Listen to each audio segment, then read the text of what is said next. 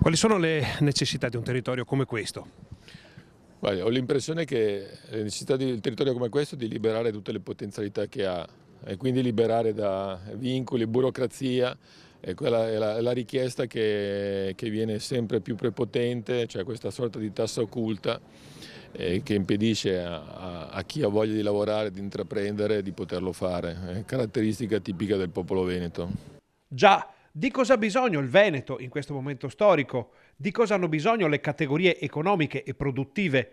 La risposta è chiara da parte del ministro dell'economia Giancarlo Giorgetti, arrivato a Bassano proprio per incontrare i referenti del vasto mondo produttivo locale. Una risposta che parla di radici, di capacità imprenditoriale e soprattutto della libertà di poter esprimere questa capacità imprenditoriale in un contesto che si fa sempre più complicato. In ballo, data la portata della visita, anche i rapporti fra governo centrale e regioni, ovviamente dal punto di vista finanziario ed economico. Io ho detto che con le regioni abbiamo fatto un accordo, le regioni contribuiscono anche loro come tutti al sistema e alle regioni ricordo, by the way, che abbiamo riconosciuto oltre 7 miliardi in più al sistema della sanità gestita dalle regioni, cosa non banale, cosa unica e che negli ultimi non so quanti anni non si è mai verificata. E quindi starà alle regioni, e questo è l'auspicio, a gestire molto bene nell'interesse degli italiani questi 7 miliardi e mezzo in più che gli sono stati dati.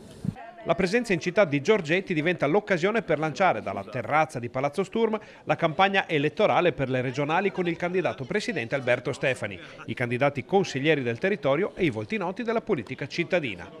E poi si parla anche di temi della campagna elettorale. Sociale, sanità, famiglie, si sta delineando un nuovo filone degli argomenti più caldi.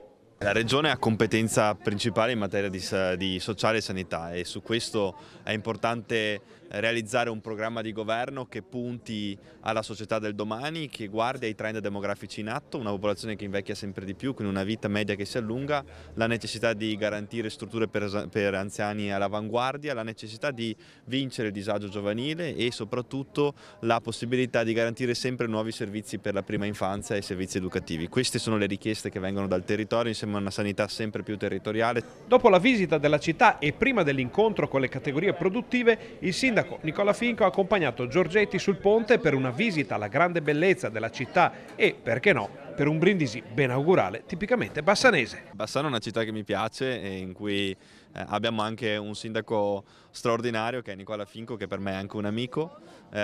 Conto di venire ancora a Bassano e cerco ovviamente di girare tutti i territori perché il Veneto ovviamente è grande, ma Bassano è una parte importante del nostro movimento e quindi ci tengo particolarmente a questa città, una città che ha anche tanta cultura e tanta storia.